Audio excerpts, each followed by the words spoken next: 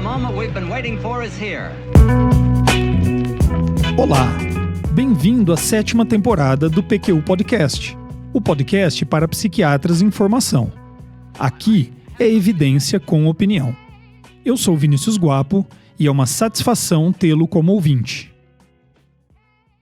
A minha admissão como médico assistente no Serviço de Urgências e Emergências Médicas do Hospital das Clínicas de Ribeirão Preto em 2008 praticamente coincide com a primeira descrição da encefalite anti-NMDA. Em 2007 e 2008, o neurologista e pesquisador do Instituto Catalão de Pesquisa e Estudos Avançados, na Universidade de Barcelona, Josep Dalmau, publicou, primeiramente no Annals of Neurology e depois no Lancet Neurology, uma série de casos de pacientes, predominantemente mulheres, com uma alta prevalência de teratoma de ovário e que desenvolveram sintomatologia psiquiátrica e neurológica aguda e grave relacionadas à detecção de anticorpos contra subunidades do receptor N-metil-D-aspartato. É difícil descrever o quanto fiquei fascinado com esses artigos na época. Eu não apenas vislumbrava a possibilidade de diagnosticar pacientes com esta condição e mudar o curso de um quadro psicótico, como enxergava no próprio mecanismo de ataque a receptores NMDA uma possível linha de investigação da etiologia de transtornos psicóticos, chamado assim de primários ou funcionais. Seria possível, por exemplo, que todo quadro de esquizofrenia fosse de alguma forma mediado por ataques a receptores NMDA? Apesar da empolgação, não havia muito o que se fazer na época. Investigamos alguns pacientes, mas não havia critérios diagnósticos precisos, muito menos algum tipo de guideline para autorizar qualquer tratamento. Hoje, mesmo que ainda embrionários, existem.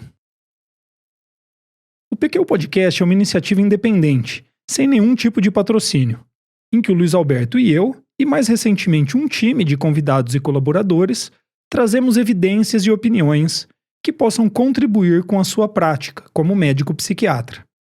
Se tem gostado, divulgue entre amigos e colegas.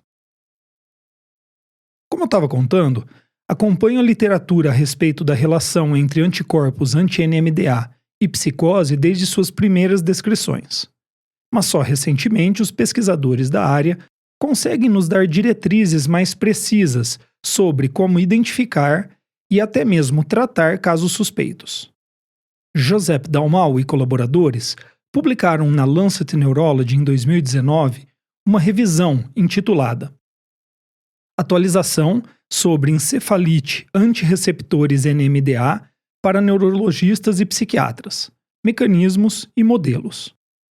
E Thomas Pollack e colaboradores, no mesmo ano e periódico, publicaram um position paper, ou um artigo de opinião, com o título Psicose autoimune, um consenso internacional para a abordagem do diagnóstico e manejo de psicose de suspeita origem autoimune. Vamos ver o que eles nos dizem. Como o título já sinaliza, Dalmau ocupa-se da encefalite anti-NMDA, uma doença mediada por uma reação autoimune e caracterizada por uma síndrome neuropsiquiátrica complexa, além da detecção de anticorpos antirreceptores glutamatérgicos NMDA. É uma doença rara, com uma incidência estimada em 1,5 casos por milhão ao ano, que atinge predominantemente mulheres, em uma razão de 8 mulheres para um homem, e jovens, com uma mediana de 21 anos. Frequentemente, mas não necessariamente, associado à presença de tumores, tipicamente o teratoma de ovário. A apresentação clínica pode ser dividida didaticamente em 4 etapas. Um pródromo viral, seguido das alterações psiquiátricas, como alucinações, delírios, instabilidade afetiva, mania franca, agitação, insônia, alterações do discurso, pensamento desorganizado, podendo evoluir com catatonia e convulsões. Tipicamente, essas manifestações, predominantemente psiquiátricas, duram 1 a 2 semanas, evoluindo para um período de semanas a meses com predomínio de manifestações neurológicas, como distúrbios do movimento, desautonomia, hipoventilação e, novamente, convulsões. Eventualmente, o quadro se resolve, evoluindo para uma longa fase de recuperação, com déficits na função executiva, impulsividade, desinibição e anormalidades do sono. Com este quadro, não é de se espantar que o psiquiatra seja o primeiro médico a avaliar o paciente com encefalite anti-NMDA. Os autores propõem critérios diagnósticos para essa condição. Os critérios clínicos são o início agudo e de evolução rápida, dentro de 3 meses, dos seguintes possíveis sintomas: alterações comportamentais psiquiátricas inespecíficas ou disfunção cognitiva, alterações do discurso que podem se manifestar como pressão por falar, redução do discurso ou mesmo mutismo, convulsões, distúrbios do movimento, discinesias, rigidez, posturas bizarras, por exemplo, diminuição do nível de consciência e, por último, desautonomia ou hipoventilação. Os critérios laboratoriais genéricos são: 1. Alterações do eletroencefalograma, que pode ser lentificação focal ou difusa, desorganização da atividade, atividade epilética típica ou o padrão chamado de Extreme Delta Bruch. Ou 2. Líquor com pleocitose, maior que 5 células por microlitros, ou presença de bandas oligoclonais no líquor. Os critérios laboratoriais específicos são: 1. Presença de anticorpos NMDA no líquor, e 2. Presença de anticorpos NMDA no soro, com teste confirmatório, imunohistoquímica de tecido neurológico ou ensaio de cultura celular. Por fim, o critério de exclusão, que é descartar história recente de encefalite por herpes simples ou encefalite japonesa tipo B. Com estes critérios avaliados, os autores caracterizam o diagnóstico de encefalite anti-NMDA provável e definitiva. Para o diagnóstico provável, precisamos dos seguintes requisitos: 4 ou mais dos critérios clínicos, ao menos um critério laboratorial genérico e o critério de exclusão.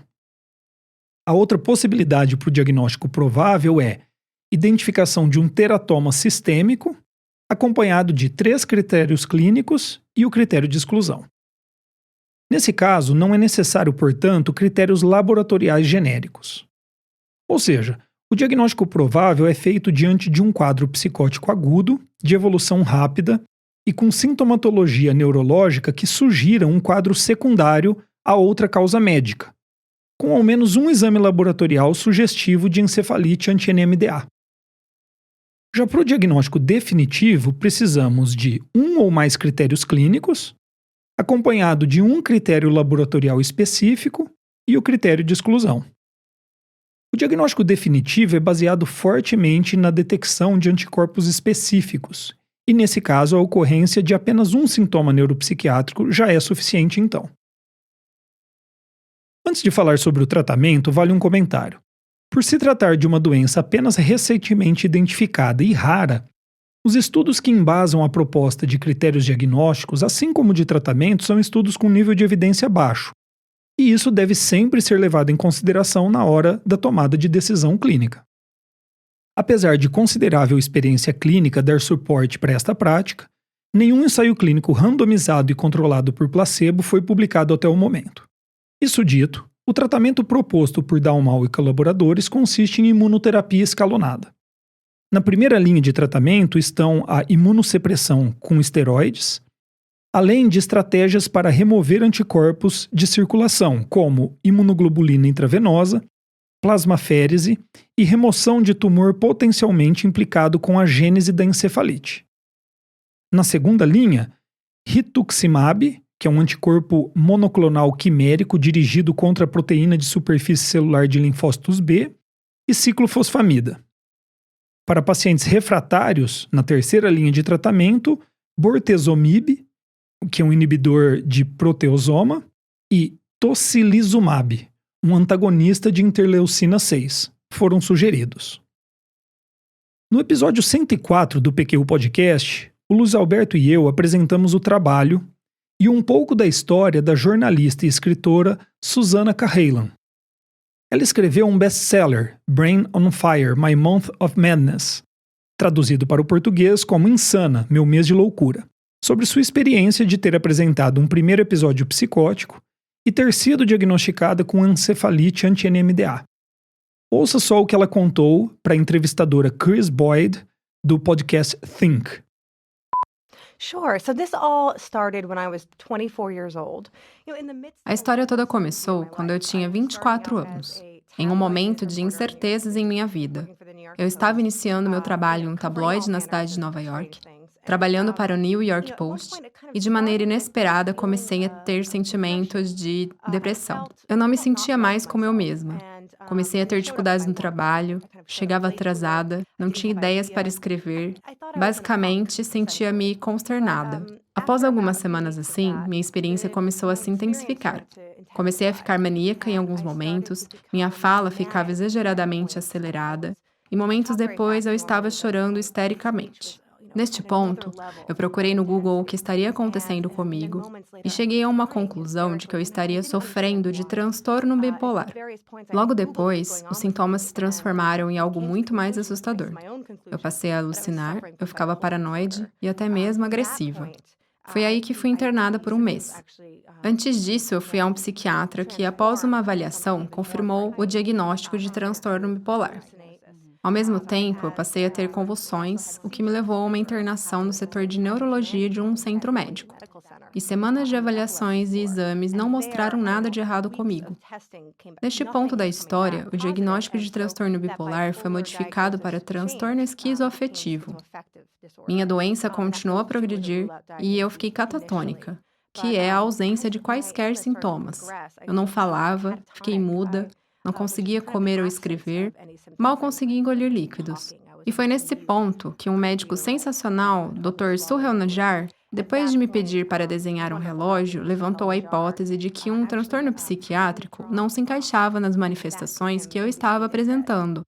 Ele solicitou uma punção lombar que confirmou a presença de anticorpos no líquor que estavam atacando meu cérebro e simulando a manifestação de um transtorno psiquiátrico.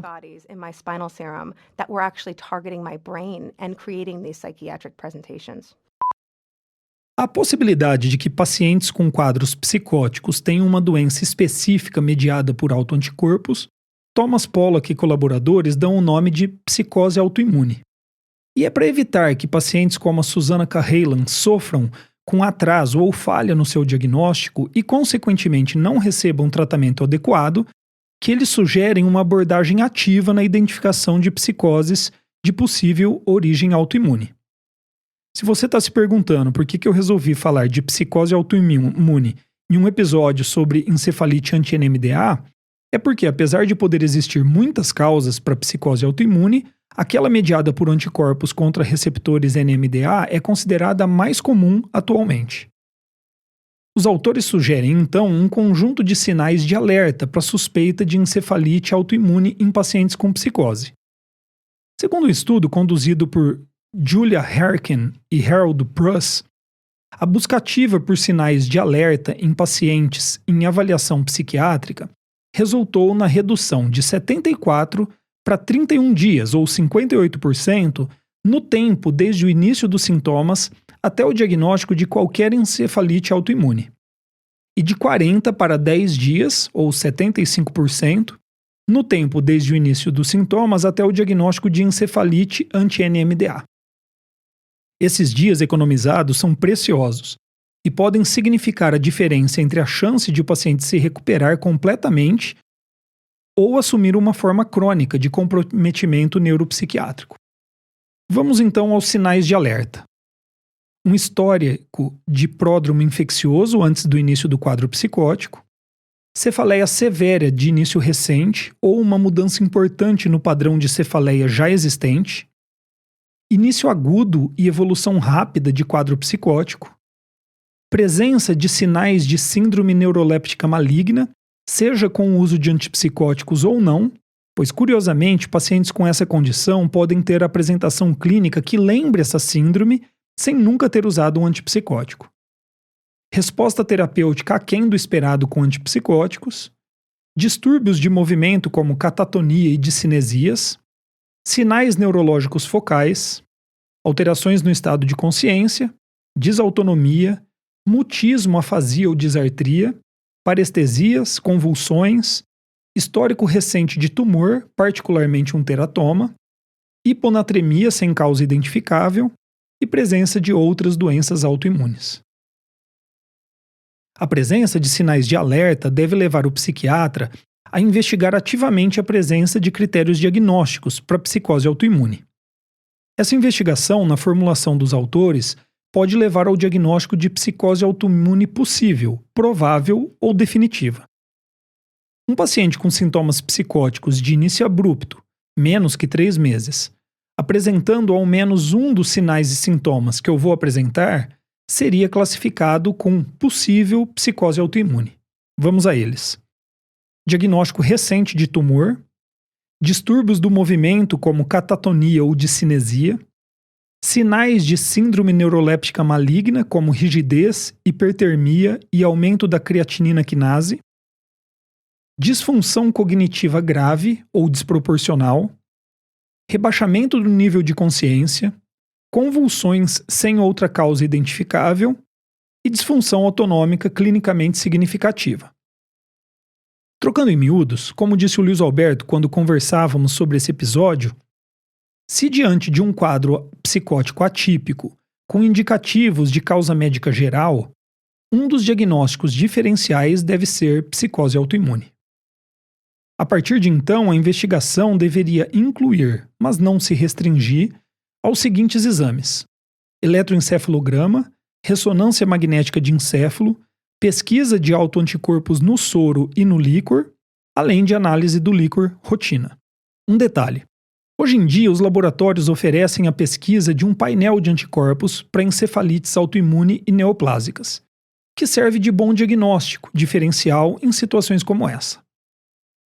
Para diagnosticar um paciente com provável psicose autoimune, além de ao menos um dos sinais ou sintomas clínicos já descritos, o paciente deve preencher ao menos um dos critérios laboratoriais abaixo: pleocitose maior que 5 células por microlitro, alterações bilaterais em lobo temporal médio na ressonância magnética, ou ao menos 2 dos seguintes: alterações no eletroencefalograma, com lentificação focal ou difusa, desorganização da atividade, atividade epilética ou o padrão chamado de Extreme Delta Brush, presença de banda oligoclonal ou aumento do índice de IgG no líquor, ou anticorpos no soro confirmado por imunohistoquímica de tecido neurológico ou ensaio de cultura celular.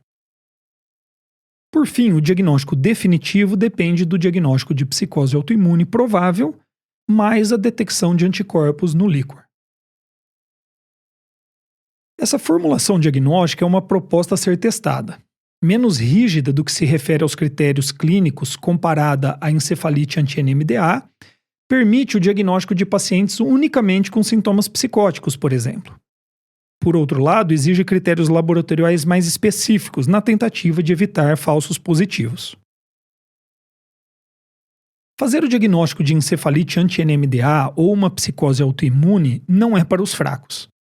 Na verdade, costuma ser tarefa para uma equipe de fortes, bem treinados e bem dispostos profissionais trabalhando em conjunto.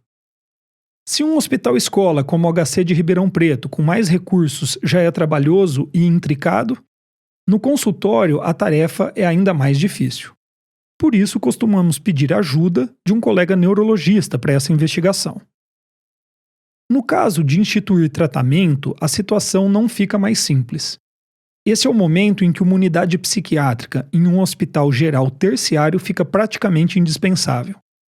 Você vai precisar de enfermaria psiquiátrica, com recursos para lidar com os sintomas psicóticos e a agitação do paciente, mas também, ao mesmo tempo, a retaguarda de uma equipe de especialistas de outras áreas, para oferecer suporte clínico e instituir tratamento de maneira segura, além de lidar com as possíveis complicações. O uso de antipsicóticos deve ser criterioso, já que, como discutido antes, os pacientes com encefalite autoimune tendem a ser mais propensos a sintomas de síndrome neuroléptica maligna. Antipsicóticos com baixo risco quanto a efeitos extrapiramidais devem ter preferência. Benzodiazepínicos podem ser úteis no tratamento de catatonia e mesmo de controle da agitação psicomotora. Há relatos ainda de uso de eletroconvulsoterapia com sucesso.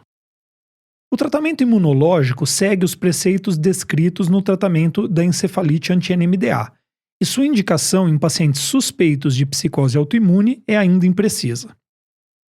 Thomas Pollack e colaboradores sugerem, baseados em sua experiência, o uso de imunoterapia nos casos de diagnóstico definitivo de psicose autoimune, e que um teste terapêutico seja avaliado caso a caso quando o diagnóstico é apenas provável.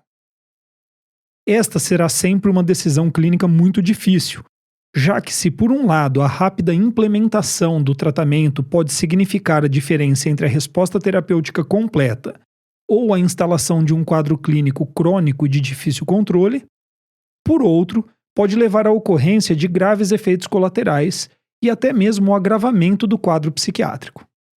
E assim eu finalizo esse episódio, em que apresentei as evidências disponíveis sobre condições clínicas em que um mecanismo autoimune direcionado a receptores do tipo NMDA pode estar implicado no aparecimento de sintomas psiquiátricos, particularmente sintomas psicóticos.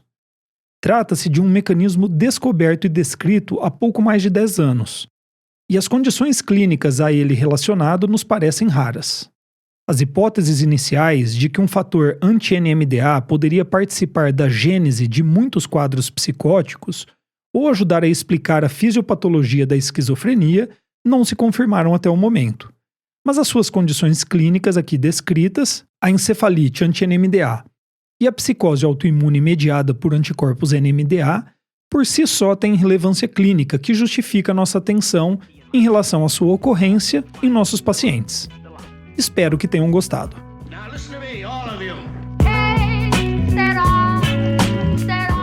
Acesse a nossa página no Facebook e siga-nos no Instagram para ficar por dentro de tudo o que acontece no PQU Podcast.